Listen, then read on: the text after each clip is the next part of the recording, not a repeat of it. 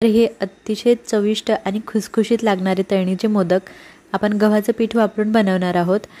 ही सहज आपल्या घरीच उपलब्ध असलेल्या साहित्यामध्ये बनवतील एवढे सोपी हे असे मोदक आहेत आणि हे तळणीचे मोदक 3 ते 4 दिवस छान प्रकारे टिकतात सुद्धा, अजिबात खराब होत नाही आणि मऊ सुद्धा पडत नाही, जसेच्या तसे खुसखुशीत राहतात।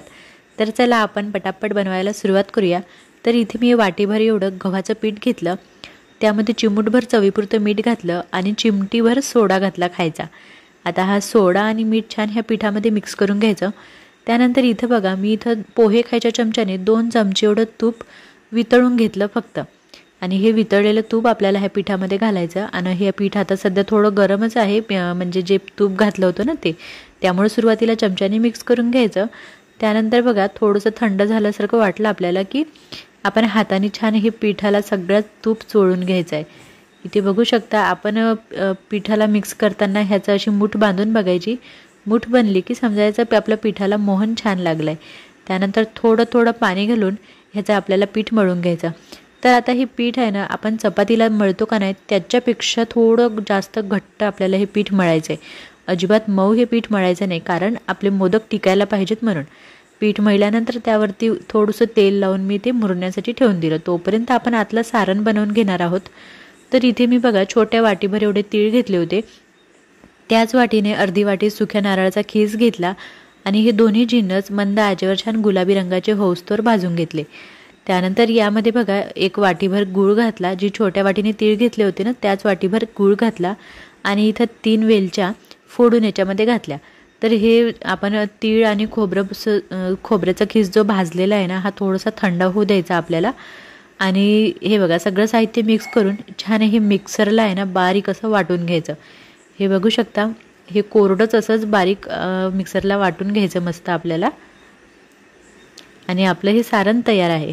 आता इथे बघा पीठ सुद्धा छान मुरलं। आता काय करायचं आपल्याला, ह्याचा छोटासा गोळा आपल्याला घ्यायचा एक, म्हणजे आपण पुरी बनवतो ना त्याच्यापेक्षाही छोटासा गोळा घ्यायचा।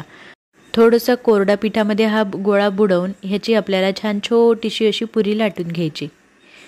पुरी लक्षात ठेवा जास्त जाड किंवा खूप जास्त पातळ नाही लाटायची, आपल्याला मीडियम जाडीची लाटायची। जर तुम्हाला ह्या अशा पुऱ्या एक एक पुऱ्या लाटणं अवघड वाटत असेल तर तुम्ही काय करायचं, एक छान अशी मोठी पोळीच लाटून घ्यायची आणि एका छोट्या आकाराच्या वाटीने सगळ्या याच्या पुऱ्या अशा कापून घ्यायच्या। म्हणजे काय होतं, आपले मोदकासाठी ज्या पुऱ्या आहेत ना आपल्याला सगळ्या सारख्या पुऱ्या मिळतात। त्यानंतर बघा इथे मी छोटीशी एक वाटी ठेवली, याच्यामध्ये आपल्याला ही पुरी ठेवायची। तर पुरी खूप आतमध्ये अशी ठेवायची नाही, वरवरच पुरी ठेवायची आणि त्याच्या कडा वाटीच्या बाहेर यायला पाहिजे, अशा पद्धतीने आपल्याला ही पुरी ठेवून द्यायची। त्यानंतर जे सारण बनवलं ना ह्याचा हातानेच असा थोडासा 5ही बोटांच्या मदतीने गोळा बनवायचा आणि तो गोळा सारणाचा अलगद ह्या मोदकामध्ये ठेवायचा। आणि बस आता तुम्ही ही पुरी हातामध्ये उचलू शकता सहजरित्या। आणि उचलल्यानंतर बघा ह्याच्या अशा 2 बोटाच्या चिमटीने कळ्या बनवायच्या मोदकाच्या, जशा आपण बनवतो तशा। आता सगळ्या कळ्या बनवून झाल्या की आता काय करायचं, ह्या बघा मोदक वळताना आहे ना सगळ्या कळ्या एका दिशेला अशा वळण्याचा प्रयत्न करायचा। बोटांच्या साह्याने ह्या कळ्या एका दिशेला वळायच्या आणि सगळ्या कळ्या अशा पॅक करत करत त्याच्या शेंड्यापर्यंत आणायच्या आणि इथे तोंड बंद करायचं। आणि हा बघा अगदी सोप्या पद्धतीने आपला हा मोदक बनवून तयार आहे। किंवा तुमच्याकडे साचा असेल ना, तुम्हाला साच्याने मोदक बनवणे सोपं वाटत असेल तर तुम्ही साच्याने सुद्धा बनवू शकता, पण हाताने मोदक बनवण्याची मजाच खूप वेगळी आहे आणि बनवायला सुद्धा, म्हणजे तुम्ही जर नवशिके असाल तर सुरुवातीला थोडासा वेळ लागतो, पण प्रयत्न करून करून जमतात। त्यामुळे ह्या अशा पद्धतीने मोदक नक्की बनवून बघा, कारण मोदक बनवताना आहे ना खूप छान वाटतं आपल्याला, असं आपल्या हाताने मोदक बनवलेत की हे बघा खूप मस्त असा आकार येतो आणि सहज बनवल्या जातील। खूप सोपे हे मोदक आहेत। इथे मी दुसरा मोदक सुद्धा पॅक करून दाखवला। अशा पद्धतीने सगळे मोदक आपल्याला बनवून घ्यायचे आहेत। इथे बघू शकता आता या पद्धतीने माझे सगळे असे मोदक बनवून तयार आहेत। इथे माझे 11 मोदक बनवून तयार झाले होते एवढ्या साहित्यामध्ये। त्यानंतर आता मोदक तळताना आहे ना आपल्याला मीडियम गरम तेल घ्यायचे, खूप जास्त गरम किंवा खूप जास्त थंड तेल आपल्याला नको आहे। त्यानंतर एक एक मोदक आपल्याला असा सोडून द्यायचा।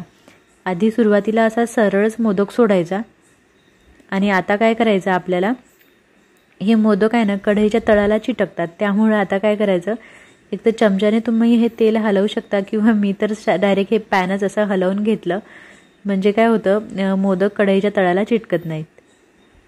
त्यानंतर बघा एक छोटासा चम्मच घ्यायचा आणि चम्मचनी वरच्या बाजूला तेल आपलं मोदकावर टाकायचं आहे आणि ह्याच्यावर आहे ना खूप छान असे छोटे छोटे बबल्स येतात मोदकावरती आणि त्यामुळे मोदक दिसायलासुद्धा खूप छान वाटतात आणि खूप खायलासुद्धा खुसखुशीत हे मोदक लागतात. तर आता हे खालच्या बाजूने तर मोदक पटकन तळले जातात, पण जो शेंड्याचा भाग असतो ना, मोदकाचं तोंड जिथून आपण पॅक करतो तिथून हे मोदक तळायला थोडासा टाईम जास्त लागतो.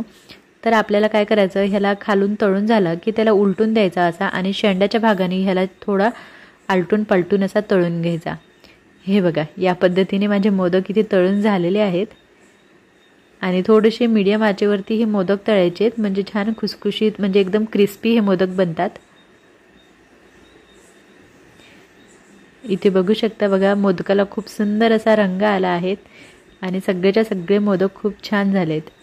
इथे एक मोदक मी तुम्हाला फोडून दाखवते. हा बघा ह्याच्यावरती एकदम असे बारीक असे बबल्स आलेत, त्यामुळे मोदक खूप खायला खुसखुशीत लागतात आणि दिसायलासुद्धा खूप सुंदर दिसतात. हे बघा आतमध्ये मस्त पूर्ण असं स्टफिंग ह्याच्या भरलं होतं आणि खूप छान असे मोदक तयार आहेत. तर गणपती बाप्पांच्या आवडीचे हे मोदक एकदा नक्की बनवून बघा आणि चॅनलला लाईक शेअर सबस्क्राईब कमेंट नक्की करा. तोपर्यंत बाय. आपण भेटूया नेक्स्ट